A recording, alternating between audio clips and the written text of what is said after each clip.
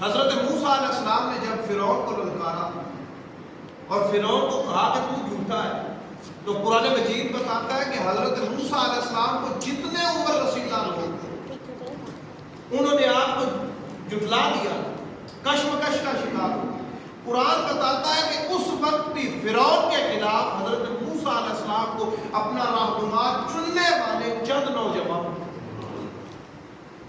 قرآن مجید بتاتا ہے آیت سورہ یونس کی آیت نمبر 83، اللہ رب العزت نے ارشاد فرمایا فما آمن لموسیٰ الا ذریۃ من قومہ، پس حضرت موسیٰ علیہ السلام پر ایمان لانے والے آپ کی قوم کے چند جوانوں کے سوا ہوئے۔ جوان اٹھے تھے آپ کو اپنا رہنما۔ پھر جب اصحاب کہف کا واقعہ ہوا تو خالق کائنات سورہ کہف میں بیان فرماتا ہے آیت نمبر 13 میں، اس وقت جب بادشاہ نے ظلم و جبر کا بازار گرم کر رکھا تھا اور خدا کو پکارنے پہ پابندی تھی، توحید کو ماننے پہ پابندی تھی، ہر طرف ظلم و جبر تھا، اس وقت بھی اس بادشاہ کے خلاف عمر رسیدہ لوگ نہیں اٹھے۔ چند جوان تھے جنہوں نے اس وقت بھی نعرہ حق بلند کیا، اور خالق کائنات نے اس بات کو آیت نمبر 13 سورہ کہف میں بیان فرمایا۔ اللہ رب العزت نے ارشاد فرمایا انہم فِرْيَةٌ بِرَبِّهِمْ، بے شک وہ چند جوان جو اپنے رب پہ ایمان لے گئے۔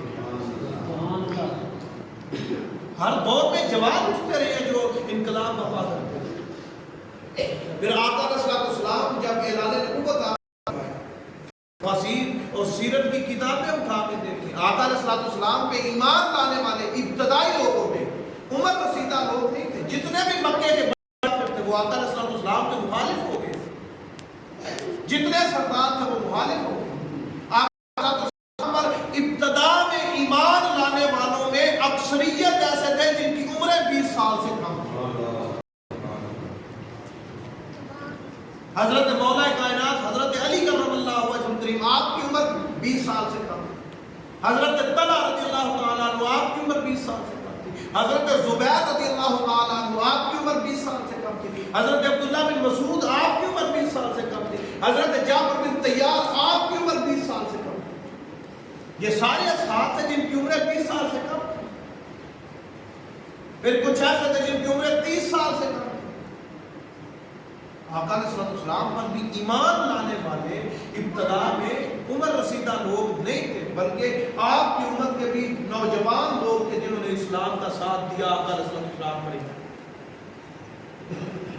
پھر بڑی پیاری حدیث ہے، آقا علیہ السلام نے ارشاد، اور ایسی کمال ہے، یہ اپنے جوانوں کو سنایا کریں، لکھ کے لے لیں، اتنی پیاری حدیث ہے۔ میرے مصطفیٰ کریم نے ارشاد فرمایا کہ اللہ رب العزت ایسے نوجوان کی وجہ سے فرشتوں پر فخر کرتا ہے کہ جو اپنی جوانی اللہ کی عبادت کے لیے بدلتا ہے۔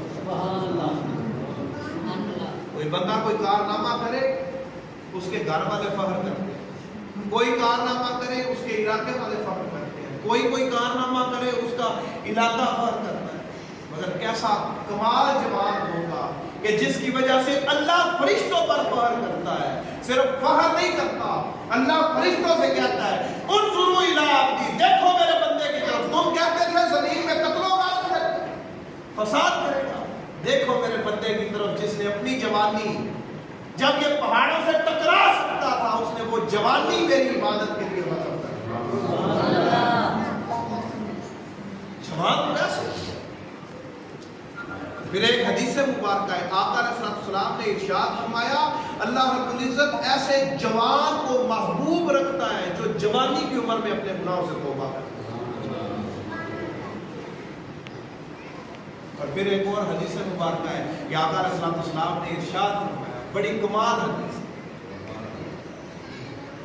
کہ کل قیامت والے دن، آج کل دھوپ بہت تیز ہوتی ہے، باہر گرمی ہوتی ہے، اس فرش پہ دن کو 12-1 بجے کھڑا تو نہیں ہوا جاتا، ننگے پاؤں نہیں ہوا جاتا۔ قیامت والے دن تانبے کی زمین ہوگی، سوا نیزے میں سورج ہوگا،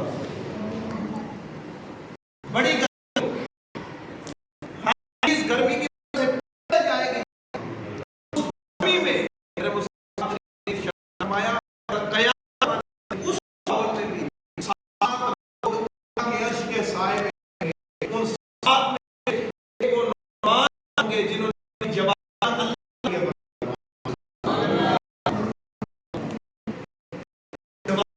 دور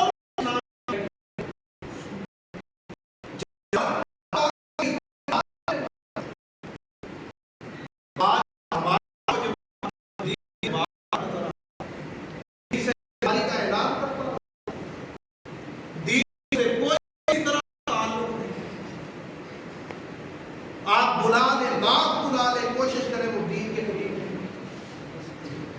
تو وہ اللہ رب العزت نے حضرت آدم علیہ السلام پہ بھیجا، نوح پہ بھیجا، عیسیٰ پہ بھیجا، موسیٰ پہ بھیجا، شیس پہ بھیجا،